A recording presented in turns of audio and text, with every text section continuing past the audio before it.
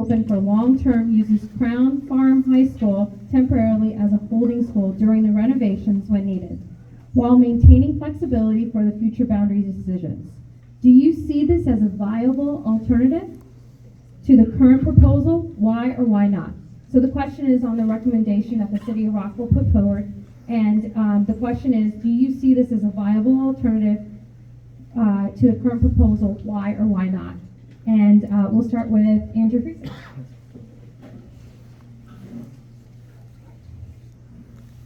My standard is Crown High School should not be a permanent holding school. That is unreasonable and unfair. Wootton High School should not be permanently moved in the middle of a process that wasn't set out to close and consolidate schools. The modified proposal would accomplish those two things. So for me, that would be a viable option and alternative. And I want to hear back from the school system to understand why it can't or won't work. I am not dead set on that being the only option in order to accomplish those two objectives, but I am not willing to accept an outcome that does one of those two things, which I think are unfair and unacceptable to this community and to the Gaithersburg community and to our broader public trust dynamics with municipal governments, with businesses, with families, and with students and staff. So I am comfortable and open to that. I want to hear from the school system for them to explain why it can't be done. And then ultimately, we need to get to an approach that accomplishes our goals without abruptly interjecting permanent decisions, like a permanent relocation and closing of a school or a permanent use as a holding facility. You deserve a school that is in better condition than the current one, and we deserve a better process than one that we've gotten so far.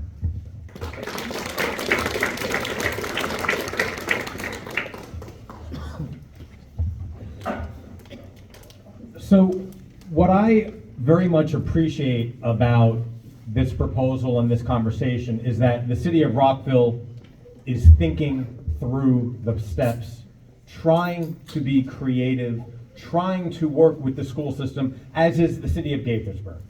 And these are two of the best municipalities in the state, dare I say, in the nation.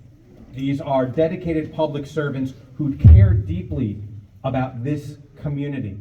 And unlike the federal government, we can't just shut down and stop working for weeks on end. We gotta continue solving problems. And so my hat's off genuinely to our Rockville council members, our Gaithersburg council members, and ultimately it's a partnership with the school board and with county government. Underlying all of this is a lack of trust and a lack of transparency and a rush to judgment that doesn't serve this body and this public. And so, yes, that solution seems viable, but I don't think we're there yet, because underlying this conversation, we're running for county executive. And as county executive, we also have to figure out how we help the Magruder community, how we help the Damascus community. Those are real too. Those are parents just like you. And so we have to work through all of this. And I think we're getting there. But the timeline that the superintendent and others have put on us doesn't serve us well. We need to keep working through it. We need to look at the budget that the council is currently going through, that the county executive didn't make much change to, actually added fuel to the fire because it's an unbalanced CIP budget. And the council, I was very proud to increase the amount of bonding authority so we could build more schools. We did increase the budget. And so we need to continue figuring this out. And again, I want to express my appreciation to our municipal leaders who are partners with us, who are looking out for all of you, because that's how we're going to get through this.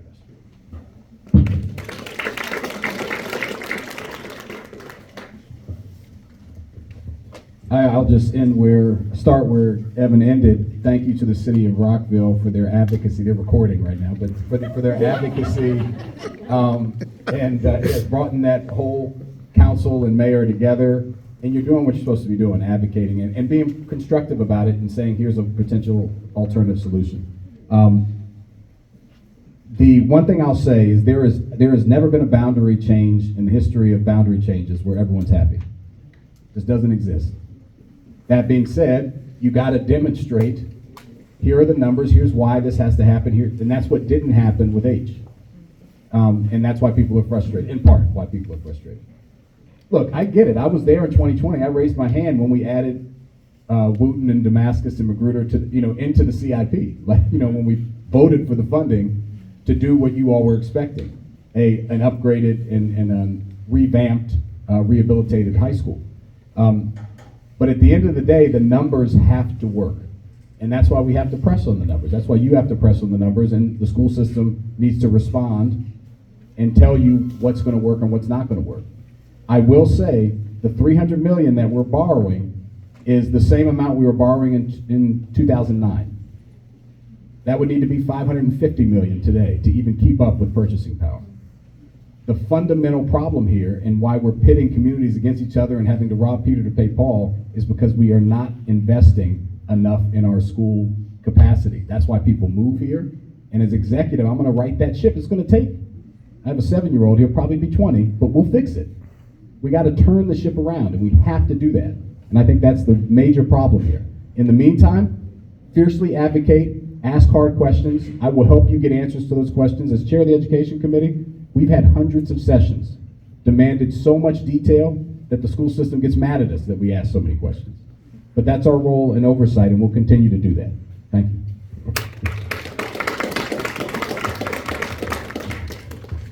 So specific to the question, I agree with a lot what has been said. I think it's great to see that our local elected officials have taken such a stance to really advocate for the community and the needs.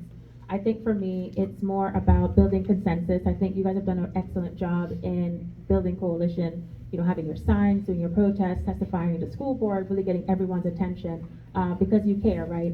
And so I think in terms of providing alternatives, it's great because you want to always provide solutions, not just be outraged.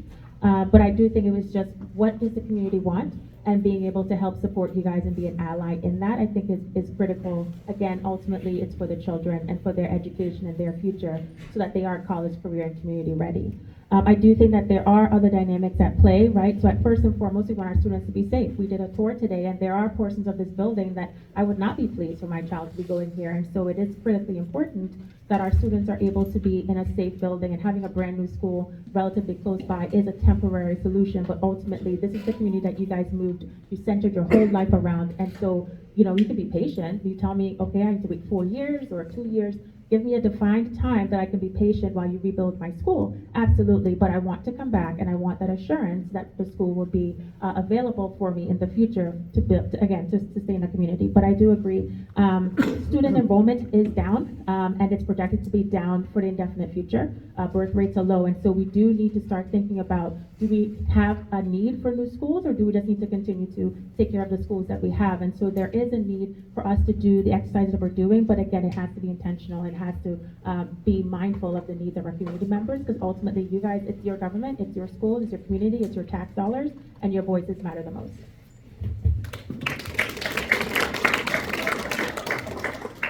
Hi. So what I will do, very first day in my office, I'm going to call the mayor of Rockville as well as mayor of Gettysburg, and with their whole council members, and say, let's get some pizza and we don't leave the room until we get to a solution. With the MCPS and Dr. Thomas Taylor and Board of Educators. So that is how you need to work, everybody in one room. I have not seen county executive doing that. County council not doing that. I would welcome the mayor of Rockville, who we know each other very well, and also the mayor of Gettysburg. Let's work together as a team. Let's fix this problem. And let's find fraud and abuse in the county. So I am doing a bipartisan Facebook audits we're going on with Mr. Sully and me. He's a Republican, I am a Democrat. We found Montgomery County Ledger, 50,000 checks went to dummy accounts, ghost accounts, $320 million. Who is getting that money? Who is getting that money? If I have that money, your problem is solved tomorrow. $320 million. They have more than 6,000 non-profit getting millions of dollars. without any oversight, no, without any accountability. Why? This is what we need to address. Let's work as a team. Let's not have one community fight against another community.